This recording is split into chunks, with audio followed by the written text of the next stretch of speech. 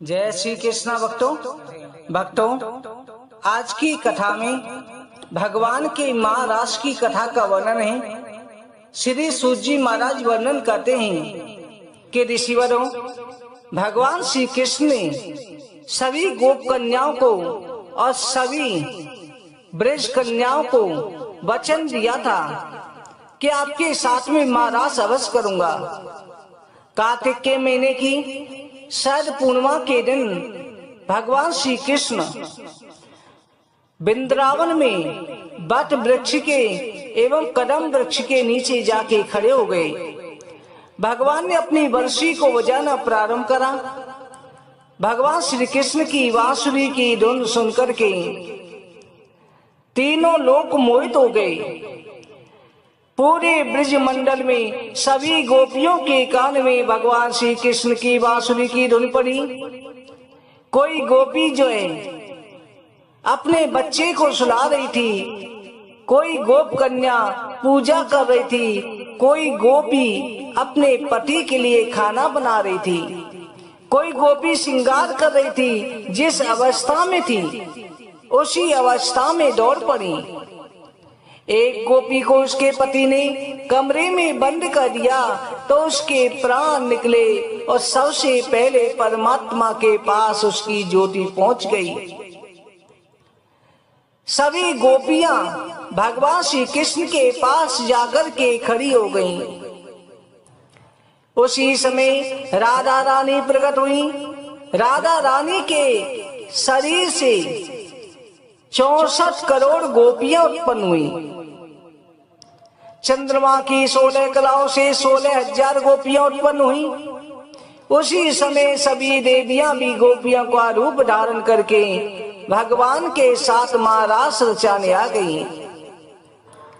भगवान श्री कृष्ण महाराज के द्वारा कामदेव का भी अहंकार दूर करना चाहते थे, क्योंकि एक बार कामदेव जो है सर्वत्र विजयी होकर के अहंकार के साथ में बढ़ता चला जा रहा था। रास्ते में नारद जी मिले। कामदेव ने नारद जी को प्रणाम करके कहा, मुनिवर, इस संसार को मैंने जीत लिया है। भगवान शिव ने मुझे भस्म अवश्य कर दिया था, परंतु आखिर में वो भी मेरे द्वारा पराजित हो गए। इसलिए मुझ काम को कोई भी जीत नहीं सकता। बड़े बड़े ऋषि मुनियों को मैंने जीत लिया है। संसार में ऐसा कौन है जो मुझे बिना मृत्यु दंड दिए? भगवान शिव जी ने तो मुझे वशम किया था, पर कोई ऐसा है जो मुझे पराजित कर सके? नारद जी कहने लगे, कामदेव, इस समय पर पृथ्वी पर ब्रजधाम में भगवान श्री कृष्ण का अवतार हुआ है। तुम उन्हीं के पास जाओ और उन्हीं से जाकर के अपनी इच्छा पूरी करो। उसी समय कामदेव आया। कामदेव ने आकर के भगवान श्री कृष्ण के ऊपर बाणों की वर्षा शुरू कर दी। रति ने, वसंत ऋतु ने, सभी ने अपना प्रभाव दिखाया।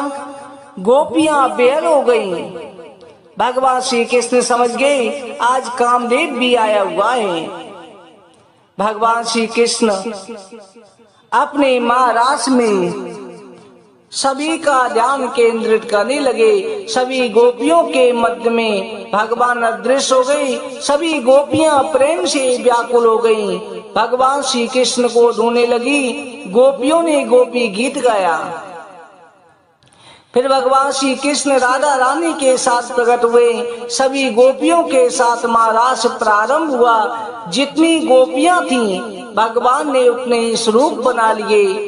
इस महारास की लीला को देखने के लिए चंद्रमा भी टकटकी लगा करके एकदम रुक गए। उस वर्ष जो है 1 वर्ष की 1 रात हो गई थी। सभी देवता आकाश मंडल से खड़े होकर के महारास लीला देख रहे हैं। भगवान शिव जी भी महारास में जाना चाहते थे। उनका भी मन हुआ कि सारा संसार नाच रहा है, कृष्ण नाचे गोपी नाचे, नाचे गोपी जन मन मेरो बन गयो सफीरी पावन बिंद्रावन। भगवान शिव जी सोचने लगे कि महाराष्ट्र में केवल स्त्री जा सकती है, पुरुष का प्रवेश वर्जित है। भगवान श्री कृष्ण महाराष्ट्र में जाने का विचार कर रहे हैं। इधर नारद जी भी विचार कर रहे हैं। नारद जी बोले, बोले बाबा मैं भी चलूंगा। देवी पार्वती ने कहा, हे भोलेनाथ मैं भी आपके साथ में चलूंगी। पार्वती जी, बोले बाबा और नारद जी चल दिए।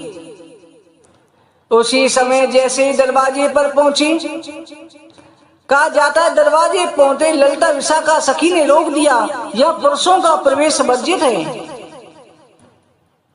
उसी समय भगवान शिव जी ने राधा रानी का ध्यान किया। राधा रानी प्रकट हुई कि तुम जो है राधा कुंड में जाकर के स्नान करो और इस स्रोत का पाठ करो। भगवान शिव जी ने मासी गंगा में स्नान करके राधा कुंड में स्नान किया। फिर राधा कृपा कटाक्ष मुनिंद्र बिंद बृंदते लोक शोक हारिणी प्रसन्न वक्र पंकजे निकुंज भूविलासिनी ब्रजेन भानु नंदिनी ब्रजेन सून संगते कदा करिष्ये माम कृपा कटाक्ष वाजनम। जैसे स्तोत्र गाया भगवान शिव जी गोपी बन गए।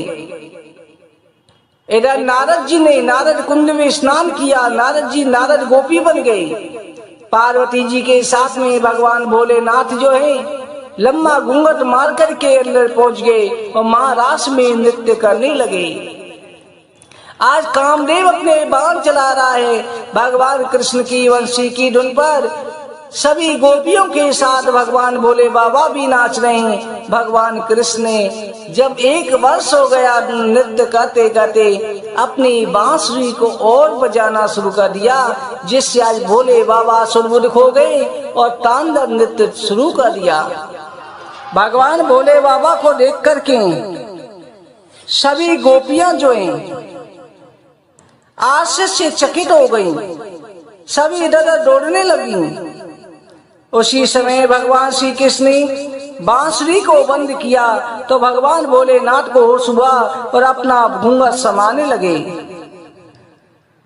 भगवान भोलेनाथ से भगवान श्री कृष्ण ने कहा, हे मेरे आराध्य, आप यहाँ पर गोपी बनकर के आए हैं, अब अपना आपको छिपाओ मत। आज से आप गोपेश्वर महादेव के नाम से विख्यात होंगे। आज से आपकी गोपेश्वर महादेव के नाम से इस ब्रिज में पूजा होगी।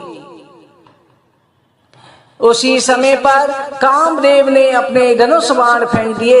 अच्युत अच्युत कह करके भगवान को प्रणाम किया। हे प्रभु, आपने मुझे पराजित कर दिया। भगवान कृष्ण ने कहा, हे कामदेव, तुम मेरे पुत्र हो, तुम मुझे क्या परास्त कर सकते हो। आज से जो कोई महाराष्ट्र की कथा का श्रवण करेगा उसे तुम व्यापना मत और तुम मेरे पुत्र रूप में जन्म ग्रहण करोगे। इस तरह से भगवान श्री कृष्ण ने महाराष्ट्र किया और महाराष्ट्र में सभी गोपियों को तृप्त करके उनकी जो जन्म जन्म की साधना थी, कई कई हजार वर्षों से गोपियां तपस्या कर रही थी कि भगवान श्री कृष्ण के साथ में नृत्य करें। आज वो सभी गोपियों की इच्छा पूरी हुई, सभी गोपियों की ज्योति निकली और भगवान श्री कृष्ण में लीन हो गई। इस तरह से भगवान ने जो है सभी गोपियों का उद्धार किया। महाराष्ट्र संसार में आज तक नहीं हुआ और ना ही कभी होगा ऐसा महाराष्ट्र जिसे सुनने से मन के अंदर से काम विकार का नाश होता है। ऐसे जो नित्य प्रति श्रवण करते हैं उनके मन के विकार सभी दूर हो जाते हैं। बोलो अच्युत भगवान की जय, बोलो गोपेश्वर महादेव की जय। भक्तों, आज की कथा के पर विश्राम करते हैं।